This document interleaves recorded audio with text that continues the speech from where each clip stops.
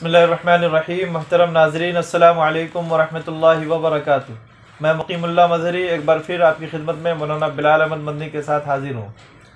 मौलाना साहब, आज हमारा पहला सवाल आपसे यह है कि इस्लामी तालीमात के बरहक होने के बावजूद यूरोप गुज़श्ता 200 साल में इस्लाम और उसकी तालीमात पर किस तरह असरअंदाज हुआ? वालेकुम सलाम वरहमतुल्लाहि वबरकातुहू। आज के मौजूदा वक्त के अंदर ये एक बहुत चुभता हुआ सवाल है और हर नौजवान नस्लों के जहनों के अंदर ये सवाल बराबर उठते चले आ रहे हैं कि इन 200 साल की इस तारीख़ के अंदर यूरोप ने अपने तसल्लुत के इन अय्याम के अंदर, जबकि वो अपने फ़िक्र व फ़लसफ़ा के हवाले से पूरे आलम इस्लाम को मुतासिर किए हुए थे और अपने फ़िक्र व फ़लसफ़ा के असरात को मुरतब करने की कोशिश कर रहे थे, क्योंकि आलम इस्लाम के बेशतर ममालिक एक अरसा तक इन्हीं मगरबी ममालिक के ज़ेर तसल्लुत रहे हैं। कुछ इस्लामी ममालिक बरतानिया के ज़ेर कब्ज़े रहे और कुछ के ऊपर फ्रांस काबिज़ रहा और बाकी कुछ के ऊपर जर्मनी, इटली और पुर्तगाल काबिज़ रहे हैं। और इस दौरान इन तमाम क़ुव्वतों ने अपनी पूरी तरह कोशिश की कि इस पूरी मुस्लिम कौम को इस तरीके से ब्रेन वाशिंग कर दिया जाए कि इस कौम का अपने माजी से रिश्ता कट जाए, और इस काम को इस्तेमाल करने के लिए और इस मकसद को हासिल करने के लिए अपने तमाम ज़राए इब्लाग के ज़रिए से उन्होंने कोशिशें की। लेकिन उनके इन तमाम फितना अंगेज़ियों का मुकाबला करने के लिए उलमा इस्लाम ने इन फितनों का मुकाबला किया और उनको नाकाम बनाने के लिए पूरी जतन किए। लेकिन आज नताइज के एतबार से जब देखते हैं तो सच्चाई और हकीकत के एतबार से ये तल्ख़ है, लेकिन एतराफ़ करना पड़ता है कि इस्तेमारी क़ुव्वतें अपने मकसद के अंदर बहुत हद तक कामयाब रही हैं। हाँ साहब, आपके बकौल मगरबी तहज़ीब जो सरासर कुरान और दीन के मुनाफी है, तो फिर किस तरह मुस्लिम मुआशरा में कामयाबी इससे मिल रही है? इस उलझी हुई गुत्थी को ज़रा वजाहत के साथ समझाइए। देखिए, एक बात यह है कि इस्लाम का नज़रिया एकदम अलग चीज़ है और यूरोप का अपना मादी नज़रिया और उसका फ़लसफ़ा बिल्कुल एक अलग चीज़ है। इस इस्तेमारी क़ुव्वतों के कब्ज़े के बाद जो मुस्लिम कौम के अंदर उनकी फ़िक्री तब्दीलियाँ आईं, वो इनसे क़ब्ल के इस्लामी तारीख़ के दौरान के अंदर हमारे मुस्लिम कौम का फ़िक्री, तहज़ीबी और दीनी मिजाज ये नहीं हुआ करता था। इसको मिसालों से समझाएंगे तो ज़्यादा हम आपको समझा पाएंगे कि इस्लाम के सियासी निज़ाम की बुनियाद दरअसल आज के मौजूदा दौर के खिलाफत पर है, क्योंकि पूरी दुनिया के मगरबी सियासत की निज़ाम की बुनियाद जमहूरियत है, लेकिन इस्लाम के सियासी निज़ाम की बुनियाद क्या है? खिलाफत है। लेकिन हम पूरी उम्मत मुस्लिमा में आज हम में से कितने लोग हैं जो आज खिलाफत की बात करते हैं? हत्ता कि उलमा इकराम की ज़ुबान पर भी सिर्फ जमहूरी निज़ाम की बातें हैं और खिलाफत व जिहाद का जिक्र तो मतरूक हो गया है, जैसे ये इस्लाम की तालीम का कोई हिस्सा ही नहीं है। हम इस्लामी निज़ाम के नारे लगाते हैं, खा वो हमारा समाजी या माशरती मसला हो, कॉन्फ्रेंसें करते हैं, मीटिंगें करते हैं और उसके अंदर इस्लामी निज़ाम की बातें करते हैं। लेकिन इन्हीं उलमा और इन्हीं मुस्लिम माशरे और समाज के दरमियान उसकी इज्तिमाई ज़िंदगी में मज़हब की अमलदारी को कबूल करने के लिए कोई तैयार नहीं। ज़ुबान से दावे, लंबी तकरीरें ये हर एक शख्स करता है, लेकिन अपनी अमली ज़िंदगी के अंदर इस्लाम के इस इज्तिमाई निज़ाम को कबूल करने के लिए आज हमारा मुस्लिम माशरा कितना तैयार है? मगरिब का फ़िक्र व फ़लसफ़ा यही है कि आज हमारी इज्तिमाई ज़िंदगी में इस तरह सरायत कर गया है कि हम अपने अमली एतबार से आज यूरोप के उसी मादी और मगरबी तहज़ीब के हम शिकार होकर के अपने इस दीनी और इस्लामी इज्तिमाई निज़ाम में मज़हब के किसी भी किरदार को कबूल करने के लिए हम किसी कीमत पर तैयार नहीं। अगर उलमा इकराम मुझे इस गुस्ताखी पर माफ़ फरमाए तो ये भी मैं अर्ज़ करना चाहूँगा कि हमारी दीनी दरसगाहों में भी इस्लाम के इज्तिमाई पहलुओं पर अब बात नहीं होती। दीनी तालीम के हवाले से हमारी गुफ्तगू एतक़ादात, इबादत, अखलाकियात या ज़्यादा से ज़्यादा ख़ानदानी मुआशरत के मसाइल तक महदूद होकर रह गई है। हमारा सारा ज़ोर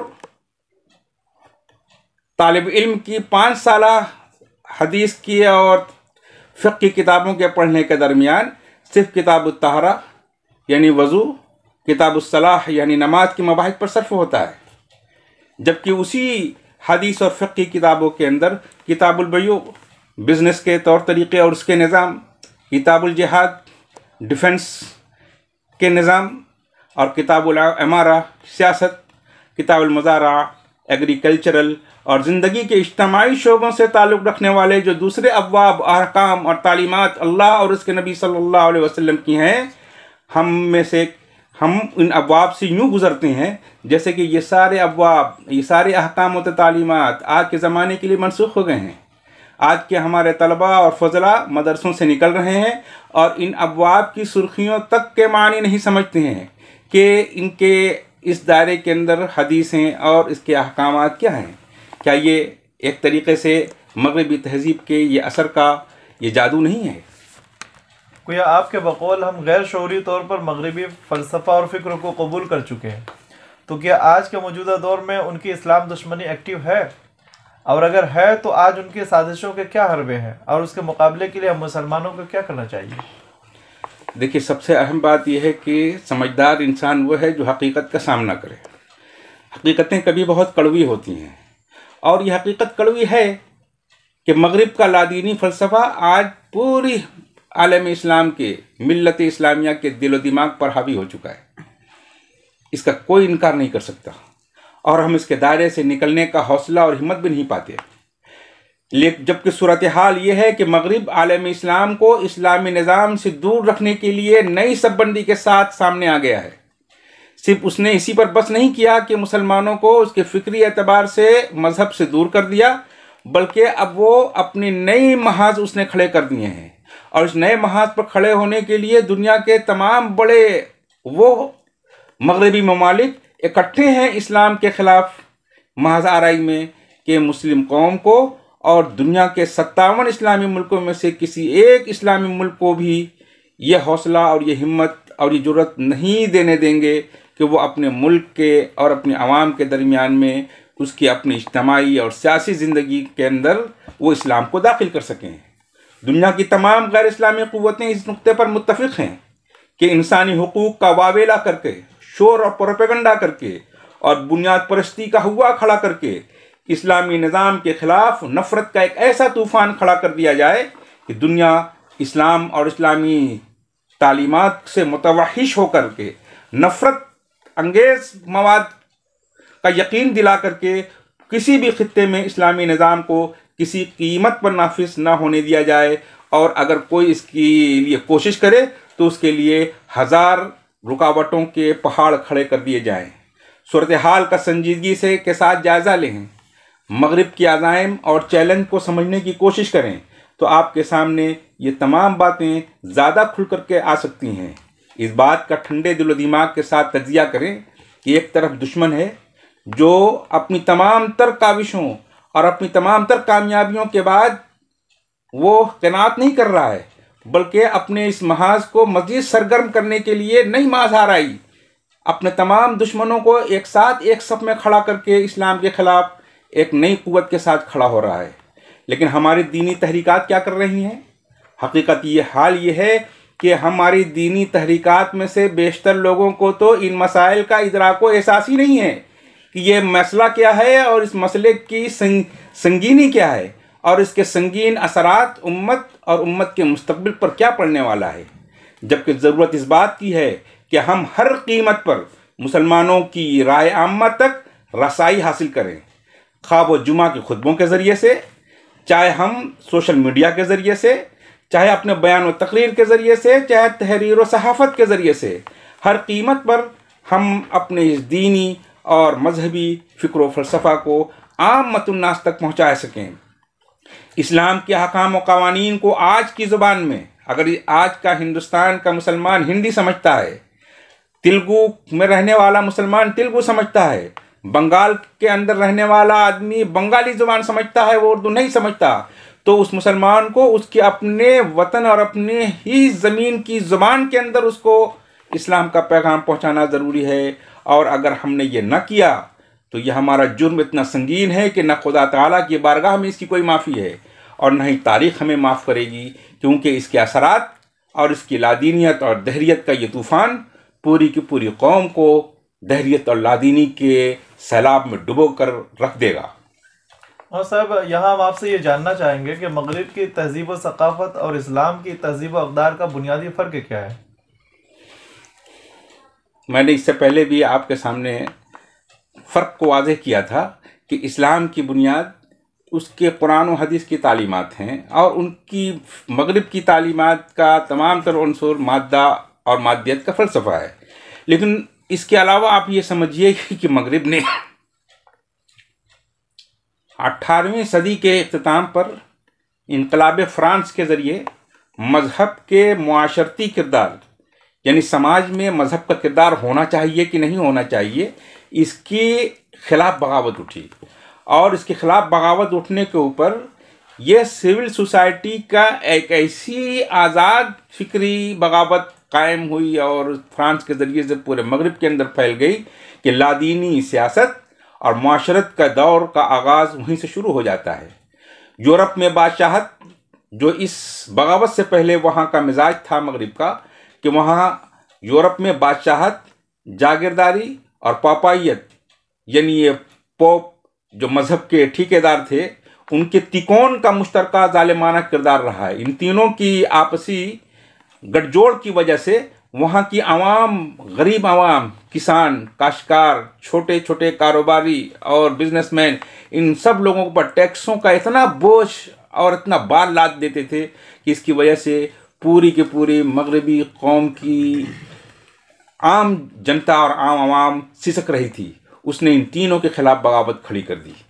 और इसके मुकाबिल के अंदर आलम इस्लाम में इस्लाम मज़हब का किरदार अपने मानने वालों के दरमियान में हमेशा गरीब दोस्ती का, लोगों के दरमियान अदल व इंसाफ का और जुल्म के ख़िलाफ़ हक परस्ती का रहा है। आज आलमी तहजीब व सकाफ़त के तहफ़्फ़ुज़ के नाम पर दिगर अक़वाम व गरीब ममालिक की खुद मुख्तारी को पामाल करके और लाखों इंसानों को कत्ल करके ये ज़िद है मगरिब को कि मज़हब के मुआशरती और समाजी किरदार की नफ़ी करके पूरी दुनिया से ये बात मनवाई जाए कि अब पूरी दुनिया के किसी मुल्क के अंदर किसी शख्स को उसके सियासी, समाजी और मुआशरती ज़िंदगी में मज़हब का कोई किरदार नहीं होगा। अगरचे उसके मानने वाले लोग अपने मज़हब को, अपनी सियासत, अपनी समाज और अपनी मुआशरत के अंदर उसको इसका हिस्सेदार बनाना चाहते हैं, लेकिन उसको रोकने के लिए वो हर किस्म की लालच, हर किस्म के जुल्म और जौर को इस्तेमाल कर रहे हैं। और ख़ास कर मुसलमानों से ये फ़लसफ़ा और ये निज़ाम मनवाया जा रहा है और मगरिब सिविल सोसाइटी के इस निज़ाम को नाफिज करने के लिए इस खुशनुमा ढोल को के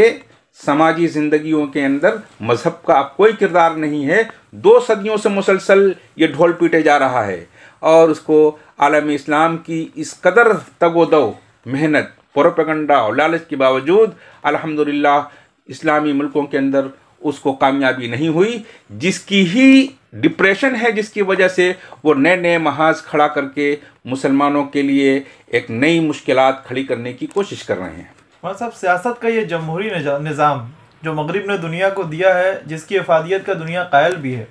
मगर उसके बावजूद मुस्लिम ममालिक और मुस्लिम मुआशरा उससे हकीकी फ़ायदा नहीं उठा रहे हैं, आखिर इसकी क्या वजह है? वजह है, मगरिब ने जब जमहूरियत को इस्लाम की खिलाफत के मुकाबले के अंदर लेकर के आया और जब मुस्लिम उलमा और इस्लाम के दानिश्वर हल्के ने इस बात को महसूस किया कि हम खिलाफत के नाम पर अपने इस्लाम की तालीमात को हम इक़्तिदार तक नहीं पहुंच सकते, तो उन्होंने उनकी ही सीढ़ी का इस्तेमाल करके इक़्तिदार तक पहुंचना चाहा जो इस्लाम पसंद तबका था। मसलन जमहूरियत, जिसका ढोरा पूरी मगरबी मीडिया पीटती है और उसके अंदर हुकूक़ इंसानी और हुकूक़ इंसानी के साथ साथ तमाम चीज़ों के उसके खैरात व बरक़ात बताते हैं। लेकिन जब यही जमहूरियत के इन्हीं निज़ाम के मातहत होकर के जब कोई इस्लाम पसंद तबका कामयाब हो जाता है अपने मुल्कों के अंदर, तो फिर उनका रवैया बदल जाता है, क्योंकि जब आलम इस्लाम इस सिविल सोसाइटी के ज़रिया मज़हब के सियासी व मुआशरती किरदार की वापसी चाहता है, तो यह बात मगरिब के लिए नाकाबिल बर्दाश्त हो जाती है और वो इसी जमहूरियत के रास्ते मसनद इक़्तिदार पर आने वाले इस्लाम पसंद तबके को वो किसी कीमत पर कबूल नहीं करता। आज पूरी दुनिया में मगरिब की तमाम जंगों का असल मकसद और हदफ आलम इस्लाम के ख़िलाफ़ क्या है? सिर्फ ये है कि आलम इस्लाम में मज़हब के सियासी व माशरती किरदार को वापसी को किसी तौर पर भी रोका जाए। इराक़, अफ़गानिस्तान, मिस्र, जज़ायर, लीबिया और तुनीस की जंग इसकी मिसाल है। मौजूदा वक्त के अंदर सऊदी अरब और अरब खित्ते के ये ममालिक के दरमियान जिस किस्म की रस्साकशी टर्की, कतर और सऊदी और अमारात के साथ है, आप इसको क्या समझते हैं कि यह सिर्फ दो ब्लॉक की लड़ाई है? इसका बुनियादी नुक्ता ये है इस तमाम तर इस खित्ते की लड़ाई का कि ये शिया सुन्नी मसला नहीं है कि कतर और टर्की ये तो दोनों सुन्नी मुल्क हैं, उसके बावजूद सऊदी को और इमारात के मुल्कों को इनसे तकलीफ़ है। असल मसला सिर्फ एक बात यह है कि ये वो ममालिक जो अक़वानुल मुस्लिमीन, जो इस्लामी निज़ाम को अपने जमहूरी मगरबी जमहूरी सिस्टम के ज़रिए से भी अगर वक़्तदार में आना चाहते हैं तो उनको किसी तरीके से मुआशरे और समाज में पनपने न दिया जाए। जो ममालिक उनको शह देते हैं और उनके लिए सहारा बनते हैं, ये सऊदी अरब और इस खित्ते के तमाम ममालिक उसके दुश्मन बन जाते हैं, क्योंकि ये मगरिब, अमेरिका और बरतानिया के ये आलाकार बन कर के काम कर रहे हैं। इनको किसी तौर पर यह कबूल नहीं है कि एक इस्लाम पसंद तबका जमहूरियत के निज़ाम के तरीक़े से भी वो मसनद इक़्तिदार पर काबिज़ हो जाए। मिस्र के अंदर सदर मर्सी का आलम क्या हुआ? मिस्र की पूरी तारीख के अंदर पहला शख्स सदर ऐसा था जो वोट की ताकत से वो मसनद सदारत पर आया। जब पूरी दुनिया ने उसको नहीं रोक सकी तो वहाँ फ़ौजी बगावत खड़ी करके, और फ़ौजी बगावत को शह सहारा देने वाले कौन लोग थे? ये अरब के यही अरब ममालिक थे, सऊदी अरब, इमारात और दूसरे ममालिक ने मिल करके उस मर्सी की अख़वानी हुकूमत का तख्ता उलट दिया। ये क्यों? ये इसलिए कि इन तमाम मुल्कों की जंगें इसलिए हैं कि इस्लाम पसंदों को कभी भी इक़्तिदार तक ना पहुँचने दिया जाए। मतलब फिर मुसलमानों को इस मगरबी फ़िक्र के हिसार से निकालने के लिए उलमाए कराम ने क्या किया और आज हम पर उसकी क्या जिम्मेदारी आयद होती है? सबसे बड़ी बात यह है कि दुश्मन हमको प्रेशर में लेना चाहता है और प्रेशर में ले करके हम पर दबाव बढ़ा रहा है। वो कभी लफ्ज़ उसूली का इस्तेमाल करता है अपने प्रोपेगंडे में, ज़राए इब्लाग में, कभी कहता है ये वो जो दाढ़ी वाले हैं जो मज़हब की बात करते हैं ये इंतहा पसंद हैं। सिर्फ इसलिए हैं कि मुसलमानों ने राय आम्मा, वोट के इस जमहूरी सिस्टम में आम तबके को, लोगों को इस बात के लिए कायल कर लिया कि हमारी सिविल सोसाइटी, हमारे शादी ब्याह, हमारे कारोबार, हमारी सियासत के इन तमाम उमूर में मज़हब का दखल होना चाहिए। इसके लिए सिर्फ उलमा नहीं बल्कि आम इंसानों की राय को इसके माफिक कायल कर लिया। इसकी वजह से मुस्लिम मुआशरा में इस्लाम, शरीयत इस्लामिया के नफाज सिर्फ अब दीनी हलकों का मसला नहीं रहा, बल्कि ये अब आवाम की आवाज़ है। और इस्लाम के मुआशरती किरदार की वापसी को रोकने के लिए ये मगरिब और मगरिब के हमनवा और उसके जो हवारी और मवारी ममालिक हैं, चाहे वो मुस्लिम ममालिक में से हों या गैर मुस्लिम ममालिक में से हों, सब के सब जबर, तशद्दुद, लालच और दबाव के तमाम हथकंडे और वसाइल इस्तेमाल कर रहे हैं। लेकिन अल्लाह ताला फरमाता है युरीदून लियुत्फिऊन नूरल्लाहि बिअफ़वाहिहिम वल्लाहु मुतिम्मु नूरिही वलौ करिहल काफ़िरून। यानी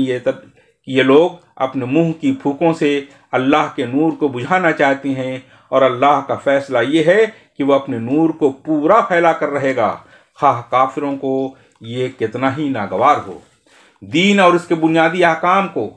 कौम के हर फर्द तक पहुँचाने के बाद कौम के हर शोबे के ज़िम्मेदारों के दरमियान बाहिमी इत्तेफाक का होना ज़रूरी है, ताकि अपनी माशरत में दीन की असली रूह को फैलाई जाए और हर किस्म की गंद से माशरे को पाक किया जाए। रायों में इख्तलाफ के बावजूद आपसी इत्तेहाद और इत्तेफाक का जोर पूरी तरह कायम किया जाए। आज जिस चीज़ की वजह से मुसलमानों की हवा उखड़ गई है, जिसने हमारी ताकत को बिल्कुल घटा दिया है, जिसकी वजह से गवर्नमेंट की निगाह में हमारी अजमत अब नहीं रही जो पहले कभी थी, वो ये है कि हम अपने छोटे छोटे इख्तलाफ से इत्तेफाक के किलों को मिसमार कर देते हैं। और एक बात को आप हमेशा याद रख लीजिए कि हमारी मजहबी मनाजिर और उसके किरदार और दीनी जोश व जज्बे, अगर ये सियासी और ये शऊर अगर हमारे अंदर पैदा ना हो सका और हमने अपने छोटे इख्तलाफ को कौम के बड़े मफाद के लिए कुर्बान करने का जज्बा अपने अंदर ना पैदा कर सके, तो फिर ये सब कुछ हेच है और बेकार है, और इसकी इंसानी तारीख़ के अंदर इसकी कोई कदर नहीं होती, और फिर हम सारे आलम के अंदर इसी तरह रुसवा होते रहेंगे। अल्लाह से दुआ है कि अल्लाह ताला उम्मत मुस्लिमा को इत्तेहाद और इत्तेफाक की समझ नसीब फरमाए, और हमें अपने ज़ाती और छोटे नफ़े को उम्मत के बड़े नफ़े पर कुर्बान हो जाने का और कुर्बान कर देने का हौसला और जज्बा अता फरमाए। बहुत शुक्रिया मौलाना साहब। इसी के साथ आज की नशिस्त को ख़त्म करते हैं। अगली नशिस्त में दीगर मौज़ूआत को लेकर फिर हाजिर होंगे। तब तक के लिए इजाज़त दीजिए। अस्सलामु अलैकुम वरहमतुल्लाहि वबरकातुहू।